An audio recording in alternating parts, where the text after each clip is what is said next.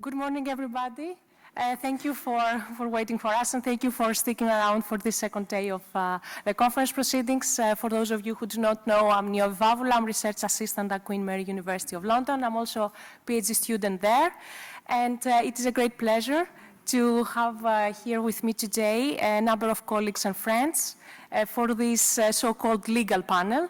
Rosemary Bessler from openDemocracy asked us if we could compile a nice panel full of legal scholars, and we try to do that. We hope that we can live up to your expectations, and we hope that we do not bore you to death with our legal and technical stuff.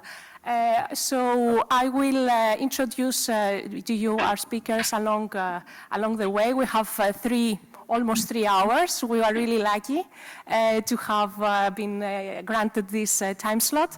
However, I will first introduce you to my supervisor, Professor Valsamis Mitsilegas, who could not unfortunately come to Barcelona, but he's joining us through Skype. Hello, Valsamis. Hi, can you hear me? Yes, very good, very well. Fantastic. Good morning to everyone. I'm so sorry I couldn't be there. I hear it's been a fantastic conference, and I'm delighted that we were able to put this together. Thanks to colleagues at VMU and openDemocracy, and of course thanks to Niovi, who has done a lot of work. So big thank you from me. Niovi, how do you want to play this? Do you want me to start with a short talk? Yes, I think it's better if you could just introduce yourself, and you have 20 minutes for your presentation. Okay. Right, so I'm Valsamis Mitsilegas. I'm a professor here at the School of Law at Queen Mary, University of London. I'm also head of department, and this is unfortunately the reason that I couldn't be with you these 2 days, because meetings here keep me in London. But I thought I would introduce this session on the EU-Turkey relations in the field of European refugee law by examining the concept of solidarity from a legal perspective in European refugee law and asylum law, and attempting really to cast some light on the interaction between states and the interaction between states and refugees in developing responses to refugee flows.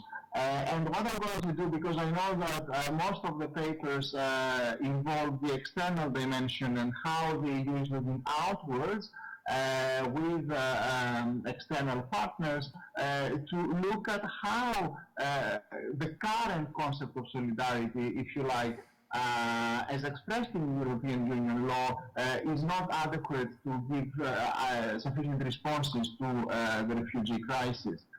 And I have a simple argument to make, which is that so far when we talk about solidarity, especially in the legal context, solidarity is always based and centered around the needs of the state.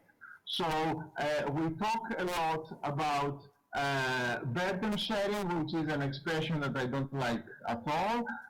We talk about the pressures that member states are facing, and we talk about many times about the refugees and refugee flows as security issues. And I think this securitized, state-centered approach to solidarity has led really to legislative responses within the European Union, which really do not provide adequate solutions. Not only do we have a legal framework currently which disregards, in my view, the rights and the needs of refugees, but also, as we have seen with the operation of the Dublin system, we have a system which is ineffective.